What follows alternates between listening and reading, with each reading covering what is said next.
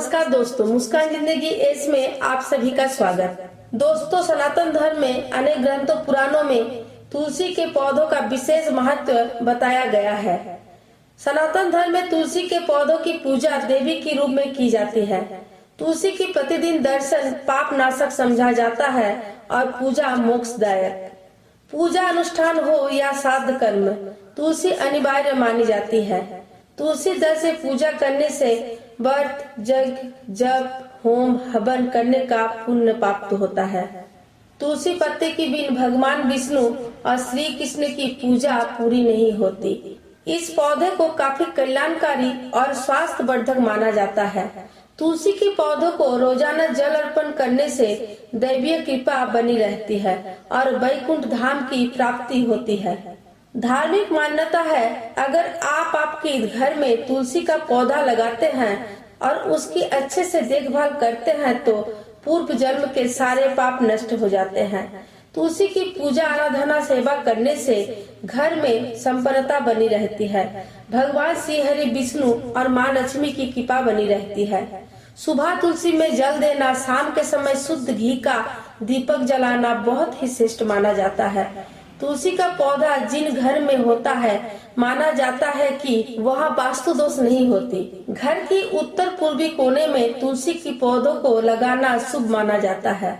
जिस घर में तुलसी का पूजा नियमित होती है, उस घर में माँ लक्ष्मी का वास होता है, श्री हरि विष्णु का स्थायी वास होता है। दोस्तों, आगे बढ़ने से पहले आपसे रिक्वेस्ट है, वीडियो को अंत तक जरूर देखें और चैनल को सब्सक्राइब करके हमारे साथ रहिए। दोस्तों, हमारे सनातन धर्म के शास्त्रों के अनुसार, ऋषि मुनि महात्माओं की वचनों के अनुसार, चाहे जितना उत्तम प्रकार की भोग सामग्री हो और उसमें तुलसी दल नहीं हो तो भगवान स्वीकार नहीं करते हैं।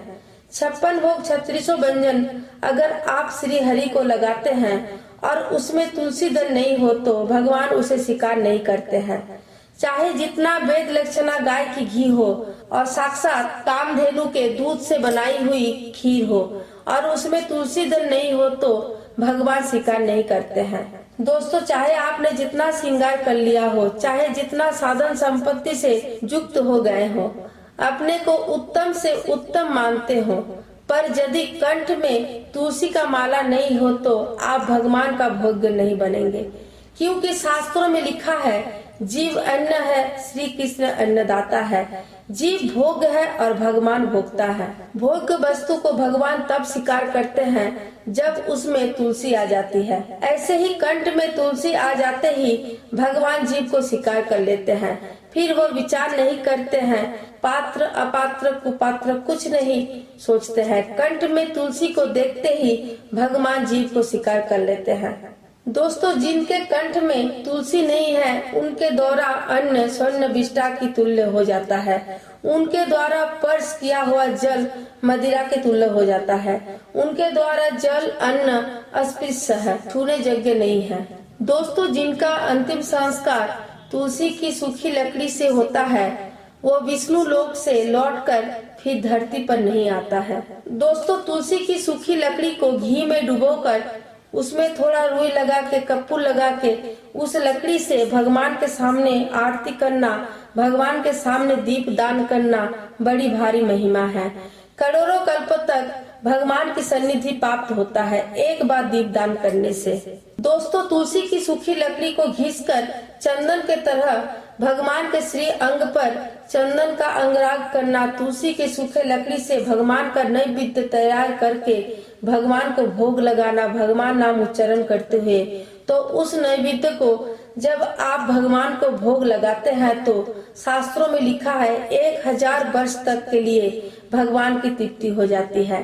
1000 वर्ष तक यदि भोग में चूक हो जाए तो भी भगवान की तृप्ति हो जाती है। दोस्तों, तुलसी के एक दाना भी अगर आपके शरीर पर हो और आपने स्नान किया तो धरती के समस्त तीर्थों में स्नान का फल प्राप्त हो जाता है। दोस्तों, तुलसी धारण अवश्य करनी चाहिए। आवश्यक नहीं है कि आप दीक्षा लेकर ही तुलसी पहने।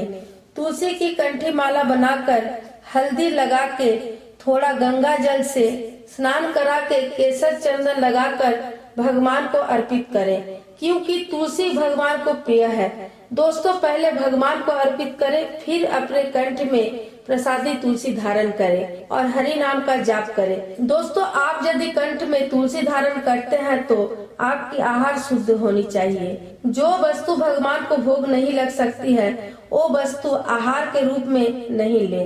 दोस्तों तुलसी धारण करने से आपका जीवन पवित्र हो जाएगी, आपकी आहार पवित्र हो जाएगी और आहार पवित्र हो जाएगा तो विचार पवित्र हो जाएगी।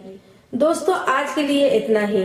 अगर आपको ये जानकारी अच्छी लगी है तो चैनल को सब्सक्राइब करके बेल आइकन जरूर दबाइएगा ताकि आने वाला वीडियो आपको सबसे पहले मिले। जय माता दी।